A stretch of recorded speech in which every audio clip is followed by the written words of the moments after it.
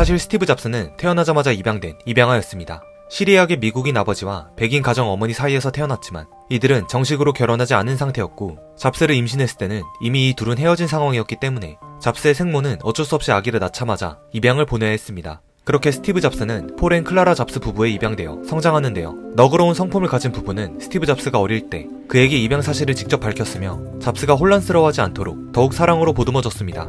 스티브 잡스의 유년 시절은 그렇게 특출나지는 않았습니다. 오히려 집안의 전자제품들을 가지고 놀다가 망가뜨리기 일쑤였으며 콘센트에 머리핀을 꽂아 감전사고로 당하는 등 부모의 속을 썩이는 사고뭉치 쪽에 더 가까웠다고 합니다. 하지만 어린 스티브 잡스는 기술자였던 아버지의 영향으로 자신의 집 차고에서 각종 부품들을 모아 만드는 걸 좋아했으며 이러한 잡스의 성향은 고등학교 시절까지 이어져 점차 전자공학 쪽에 몰두하는 배경이 되었습니다. 고등학교에 진학한 잡스는 어느 날 자신이 조립하는 주파수 개수기 부품을 구하고자 전화번호부를 뒤져 HP사의 CEO에게 직접 전화를 걸었는데요. 잡스는 CEO였던 빌 휴렛에게 안녕하세요, 저는 12살의 스티브 잡스라고 합니다. 주파수 개수기를 만들고 싶은데 남는 부품이 있으면 주실 수 있나요? 라고 하였는데 당시 HP는 미국의 IT 대기업이었고 최고 경영자에게 직접 전화를 걸어 자신이 원하는 것을 달라는 아주 배짱이 두둑한 행동이었죠. 후에는 이 일이 계기가 되어 잡스는 고등학생 신분으로 HP에서 인턴으로 채용되기도 합니다.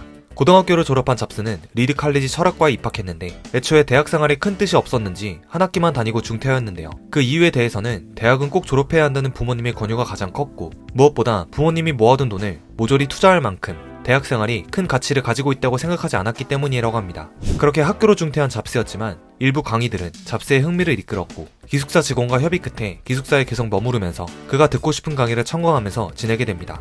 잡스의 흥미를 끌었던 수업은 바로 캘리그라피와 동양 철학 수업. 이때 열심히 청강한 캘리그라피 수업은 후에 애플이 자랑하는 세련된 폰트 디자인에 큰 영향을 주었고 동양 철학, 그 중에서도 불교에 심취했던 스티브 잡스의 가치관은 훗날 애플의 사업 이념에 큰 근간이 됩니다. 특히 잡스는 불교에 푹 빠져 한때 승려가 되고 싶다는 생각을 한 적도 있으며 일본의 승려인 오토가와 고분 밑에서 소행을 하기도 하는 등 불교는 그의 철학관에 지대한 영향을 준 것으로 유명합니다. 한편 18개월간의 대학생활을 청산한 잡스는 캘리포니아의 본가로 돌아가 직장을 구하기 시작했는데 이때 한 구인 광고에 놀면서 돈 버는 곳이라는 문구가 그의 이목을 확 이끌었습니다.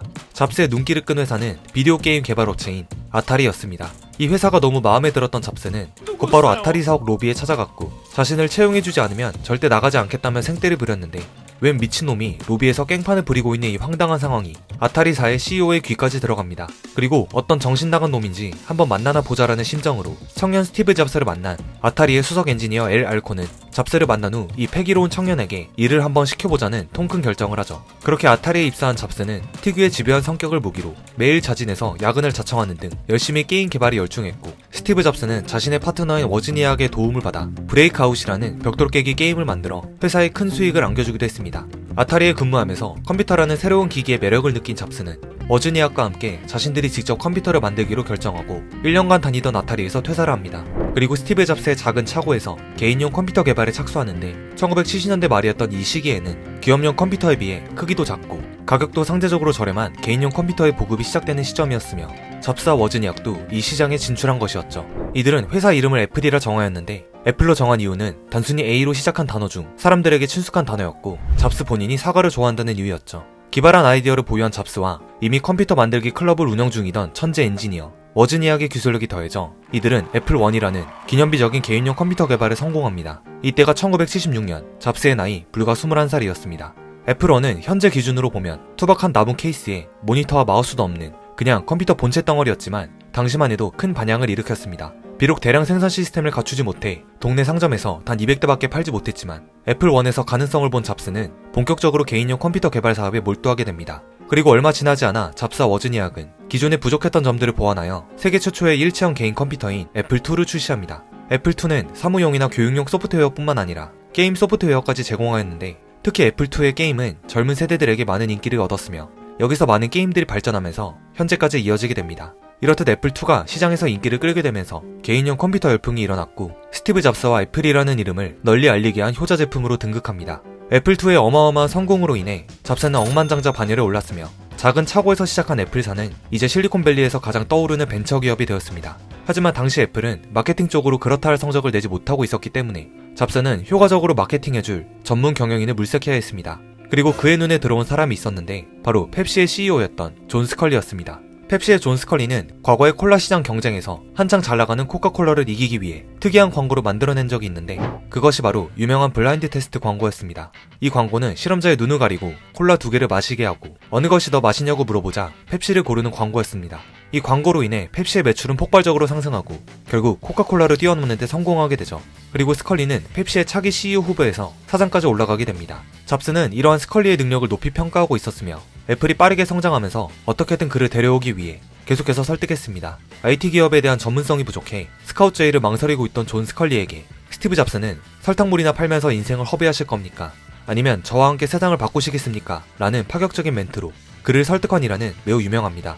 그렇게 존 스컬리는 45세의 나이에 1983년 애플에 입사해 CEO로 맡았으며 이제 애플은 탄탄대로만을 기대하고 있었습니다. 이 당시 잡스의 나이는 28세였습니다. 하지만 이 시기 애플과 스티브 잡스 모두에게 가장 큰 위기가 찾아옵니다. 승승장구하던 애플은 야심차게 내놓은 애플3가 망하게 된 것이었죠. 출시 당시 기술적 한계로 애플3는 여러 문제가 많았고 발열 문제로 인해 얼마 쓰지 않아 금방 뜨거워졌습니다.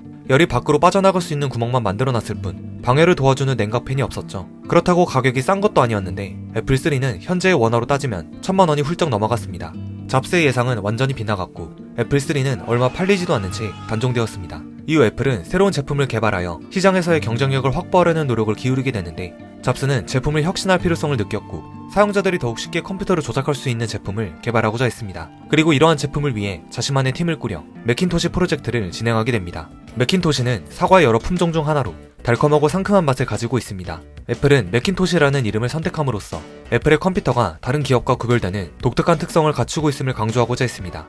이 매킨토시 프로젝트에는 31살의 빌 애킨슨이 개발에 참여하게 되는데 그는 매킨토시의 그래픽 디자인과 프로그래밍을 담당하며 핵심적인 역할을 했습니다. 그는 그래픽 인터페이스와 마우스를 통한 직관적인 컴퓨터 조작을 실현하기 위해 노력했습니다. 빌은 창의적인 아이디어와 기술적인 노하우를 발휘하여 매킨토시 아이콘, 창, 메뉴 등의 시각적 요소를 디자인하고 개발했습니다. 기존에 사용했던 텍스트 기반이 아닌 그래픽을 기반으로 개발하여 사용자들이 좀 더 직관적으로 파악하고 마우스를 통해 쉽게 조작할 수 있었습니다. 그렇게 빌 애킨슨의 노력과 업적은 매킨토시의 탄생에 크게 기여했습니다. 그러나 매킨토시가 개발되는 과정에서는 스티브 잡스의 인성 문제로 인해 마찰이 빈번했는데요. 스티브 잡스는 팀원들을 주 90시간 이상 일하게 하며 작업 환경을 긴장과 압박으로 가득 채웠습니다. 이러다 보니 회사 내에서도 그의 인성과 능력에 대해 의문을 품는 분위기가 형성되기 시작했죠. 잡스는 자신의 입지를 확실히 하려면 이 매킨토시가 반드시 성공해야만 했지만 잡스가 사활을 걸고 출시한 매킨토시는 초반 판매량만 잠깐 반짝였을 뿐 성과는 기대에 못 미쳤습니다. 매킨토시는 기술적으로는 완벽한 컴퓨터였습니다.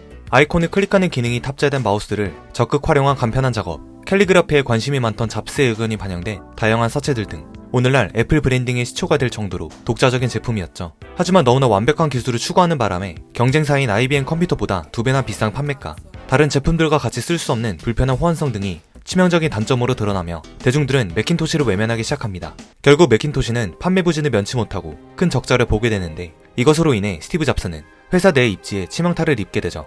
결국 스티브 잡스는 그동안 자행했던 직원들에 대한 인성질, 고집불통의 성격, 매킨토시 프로젝트의 실패 등을 이유로 애플 이사회에서 투표기 때 쫓겨나게 되는데 한마디로 자신이 세운 회사에서 쫓겨난 것입니다. 잡스는 굴욕적으로 애플을 떠나야 했고 자신을 따르는 직원 몇 명을 데리고 애플을 뒤로한 채 새로운 기업을 창업하기로 결심했습니다. 그리고 넥스트라는 이름의 회사를 차리죠. 넥스트의 설립 이유 중 하나는 잡스가 넥스트를 통해 미래의 컴퓨터 기술을 개발하고 컴퓨터 산업에서 혁신을 이끌기 위한 열망 때문이었습니다. 그렇게 잡스는 절치부심하여 새로운 고성능 컴퓨터를 개발하기 위해 약 3년간 개발에만 몰두하게 되고 1988년 넥스트의 첫 컴퓨터를 출시합니다. 이 제품은 고성능의 하드웨어와 혁신적인 소프트웨어를 결합하여 개발자들이 애플리케이션을 만들 수 있는 환경을 제공했습니다. 또한 멀티태스킹 기능을 갖추고 있었으며 잡스가 중요시한 디자인 요소들을 담아 세련된 외관을 가지고 있었습니다. 하지만 이 제품 또한 너무나 고성능의 기능을 탑재한 탓에 판매가가 비정상적으로 치솟아 대중들의 외면을 받기에 이릅니다. 연이은 실패로 좌절한 스티브 잡스는 전혀 예상치 못한 사업을 통해 부활에 성공했는데 그 사업은 바로 컴퓨터 그래픽 사업이었습니다. 넥스트 설립 1년 후 잡스는 스타워즈로 유명한 조지 루카스 감독이 데리고 있던 컴퓨터 그래픽 팀을 인수하게 되는데 이에 대해 잡스는 이들은 예술과 기술을 결합하는 일에 대해 다른 사람들보다 훨씬 앞서 있었다라고 언급하며 그 가치를 높게 평가했기 때문이죠. 그리고 이 그래픽팀은 인수 후 픽사라는 이름으로 재탄생되었으며 잡스의 전폭적인 지지를 등에 업은 픽사는 1995년 세계 최초의 3D 장편 애니메이션인 토이스토리를 제작하여 전 세계적으로 약 1조 원에 달하는 어마어마한 수입을 벌어들이는 성공을 거둡니다. 토이스토리의 성공으로 인해 스티브 잡스의 이름이 다시 한번 대중들의 이목을 끌게 되고 잡스는 자신을 쫓아낸 자신의 회사 애플로부터 CEO 복귀를 제안받게 됩니다. 이때가 1997년 잡스가 42살 때였으며 자신이 만든 회사인 애플에서 쫓겨난 후 약 12년의 시간이 흐른 뒤였습니다. 그동안 잡스가 새로운 회사를 설립하고 픽사를 인수하는 등 또 다른 커리어를 뽐내고 있을 시기 애플은 암흑기를 보내고 있었는데요. 잡스가 나간 이후로 새롭고 혁신적인 제품을 개발하기보다는 눈앞에 수익만 내줄 수 있는 잡다한 제품들만 내놓고 있던 애플은 경영난을 겪고 있었고 1995년에는 경쟁사인 마이크로소프트사가 내놓은 역작 윈도우 95의 출시로 인해 주력 사업이었던 컴퓨터 분야에서는 거의 호흡기를 떼기 직전의 상황까지 와 있었습니다. 애플의 적자는 10억 달러에 달할 정도였고 결국 애플은 잡스가 설립한 넥스트사의 운영체제가 필요하다고 판단, 넥스트사를 인수하기 위해 잡스에게 복귀를 요청하게 됩니다. 그렇게 12년 만에 다시 애플의 CEO로 복귀한 잡스는 회사를 살리기 위해 구조조정을 단행하고 불필요한 사업들을 모두 가지치기 합니다. 이때 당시 애플 내부에서는 절대 그를 엘리베이터에서 마주치지 말라라고 할 만큼 구조조정에 피바람이 불었는데 엘리베이터를 애용하던 잡스가 우연히 자사 직원을 만나게 되면 자네는 무슨 일을 하나? 그 일이 회사에 도움이 되는가 등의 질문을 던져서 만약 잡스가 만족할 만한 대답을 듣지 못할 경우 그 자리에서 해고시키는 것으로 유명했기 때문입니다. 잡스는 이런 방식으로 약 3천여 명에 달하는 직원들을 정리했고 사업 분야 또한 대폭 줄여 선택과 집중을 택하는 방식을 취하면서 애플은 점차 경영난을 극복하고 정상 궤도로 돌아왔습니다. 10억 달러에 달하던 적자는 곧바로 4억 달러 흑자로 전환되었죠. 산전수전을 다 겪은 중년의 스티브 잡스에게는 이제 노련미가 생겼습니다. 회사가 안정화되자 잡스는 이제 세상을 바꾼 혁신적인 제품을 출시하겠다라고 선언하며 오늘날 애플의 정체성을 구축하기 시작하는데요. 그러나 이 모든 성공과 혁신적인 제품들 뒤에서 스티브 잡스의 건강은 악화되어 가고 있었습니다. 그가 2003년에 췌장암을 진단받았기 때문입니다. 잡스가 앓았던 암은 췌장암 중에서도 희귀 종양인 신경내분비 종양이었습니다. 잡스가 처음으로 췌장암을 발견했을 때는 전체의 5% 정도만이 퍼진 상태였지만 그는 자신의 몸에 칼을 대는 것이 싫다며 수술을 거부했고 채식과 식이요법, 약초요법 등의 치료법에 의존합니다. 다음 해인 2004년 잡스는 가족과 친지들의 권유로 뒤늦게 수술을 받기로 결정했는데 이때는 암이 이미 췌장 전체로 전이된 상황이었습니다. 하지만 잡스는 항암 치료를 꾸준히 받으면서도 애플의 주도적인 역할을 유지했고 수많은 성과를 이뤄냅니다. 스티브 잡스는 아이팟과 아이튠즈를 출시하며 CD에서 음원으로 넘어가는 디지털 음악 시장을 공략했고 그 전략은 제대로 먹혀 초대박 성공을 거둡니다. 2007년에는 잡스가 선보인 아이폰이 전 세계적인 혁신을 일으키며 스마트폰 시장을 선도했습니다. 아이폰은 터치스크린 인터페이스와 진정한 인터넷 브라우징 기능을 갖춘 첨단 기기로서 많은 사람들의 관심을 받았습니다. 2008년에는 애플 앱스토어가 출시되면서 전 세계적으로 많은 개발자들에게 창작의 기회를 제공하고 애플의 생태계를 한층 확장시키는 역할을 했습니다. 2009년에 접어들면서 잡스의 병은 점차 심해졌습니다. 간 이식을 하지 않으면 생명을 연장하기 힘든 상황이 도래한 것인데 그의 부인은 간 이식 수혜자 명단에 스티브 잡스 이름을 올리고 간 공여자를 기다렸습니다. 그리고 2009년 3월 21일 토요일 20대 중반의 남자가 교통사고로 사망하는 바람에 잡스는 그의 간을 이식받을 수 있었죠. 수술은 성공적으로 끝났고 스티브 잡스는 근 1년 만에 공식 석상의 모습을 드러냈습니다. 잡스는 기조연설을 한 뒤 세간이 궁금증을 의식하듯 건강에 대해서도 언급했습니다. 그는 교통사고로 숨진 20대 중반의 기증자 덕에 이식 수술을 했다. 장기를 기증해준 이가 없었더라면 나는 지금 이 자리에 없었을 것이라며 청중들에게 장기 기증의 중요성을 호소했습니다. 그 후 잡스는 아이패드를 출시하여 태블릿 시장 개척에도 큰 획을 그었습니다. 이를 통해 잡스는 애플의 창의력과 혁신력을 다시 한번 입증했습니다. 하지만 1년도 지나지 않아 스티브 잡스는 애플의 제품 발표 행사에 참석하지 못할 정도로 건강이 악화되었으며 애플 CEO직에서 완전히 물러나면서 팀 쿡이 애플의 새로운 CEO로 임명되었습니다. 잡스는 사업적인 일에 더 이상 집중하지 않았으며 건강을 회복하기 위해 치료에 전념했습니다. 가족과 친구들과 함께 시간을 보내면서 가장 소중한 사람들과의 유대를 강화하려고 노력했습니다.